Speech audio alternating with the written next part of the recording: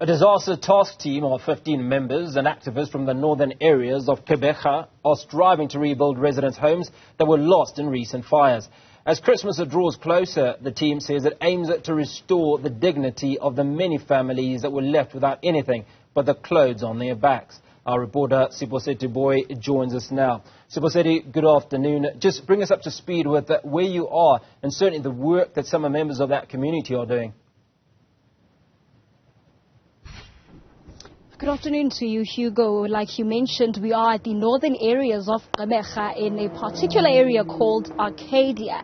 It's in the northern areas, and I'm just going to give you a bit of background in terms of the fire that actually happened in this particular home, Hugo. And my colleague will show you a shot. That's where the mattresses and all the furniture of the particular family that lives in this house lost all their stuff.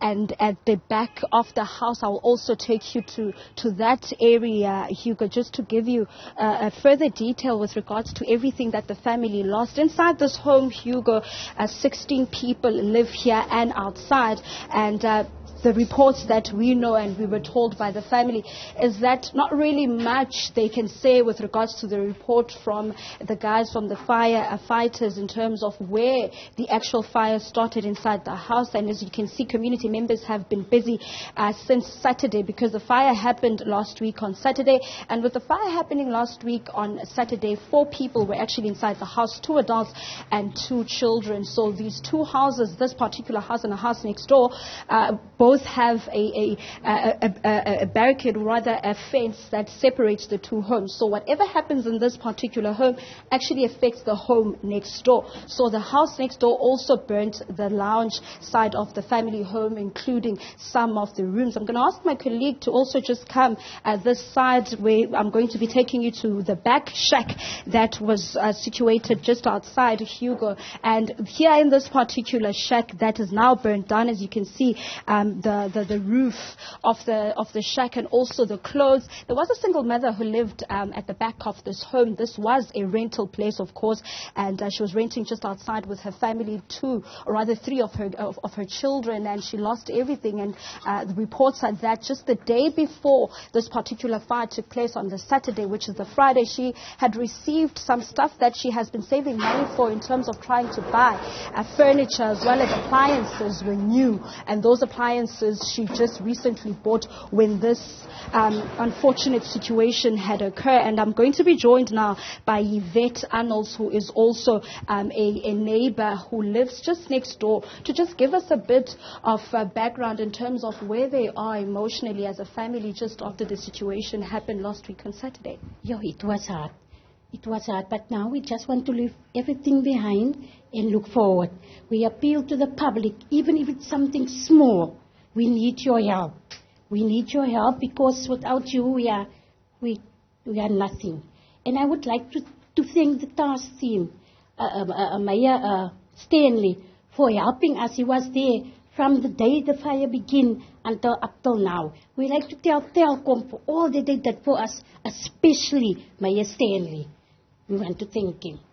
As a family, ma'am, how many were you or are you in the family home? And also just take us through the stuff that you guys have lost. Okay, we are 11 in the house, but on that day, it was only me and her.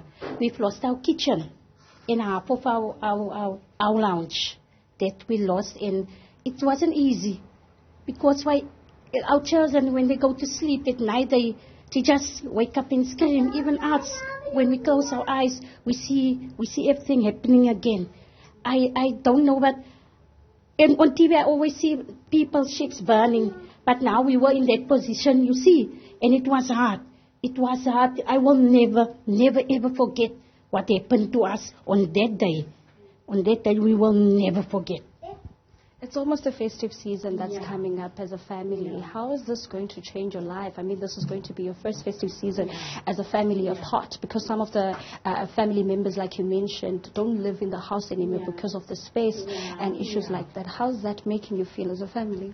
Sad, because we don't have the stuff we are going to use to have. You see, we've lost some of the stuff that we want to use for Christmas. It's going to be very sad, because it feels like we are alone, you see. If it wasn't for the task team of Telkom, we were totally lost. You see, it's not going to be the same. It's not Christmas is not going to be the same. Thank you so much, Mrs. Arnolds. That was, of course, Hugo Yvette Arnolds, who lives just next door to this home. She also and her family lost half of the kitchen as well as their lounge due to the fires. And, of course, the task team was also just briefing me off air, just talking to us with regards to the meals that they prepare for these families, and also just calling out to all the residents, of course, of Nelson Mandela Bay and surrounding areas to assist them during this difficult time. Of course, we do know that the festive season is also coming in 2 weeks, and these families are now going to be having their first festive season apart as a family, and also just relying on donations from residents to just try and make their festive season a better festive season, or rather a festive season that they'll remember even after the ordeal of the trauma they went through. Also considering the fact that the single mother that lived just outside this particular home had also spoken to us, of course, the task team members, just briefing us in terms of she had already bought Christmas clothes for her children, including tackies, you name it, and they lost everything. So now it's an issue of starting a new page without the stuff that they had. Hugo. Siphosethu Booi, appreciate your time coming to us from Gqeberha, where a family, in fact a number of families are struggling following fires in that area. In fact, their homes were burnt, and a task force working to assist them in repairing their homes.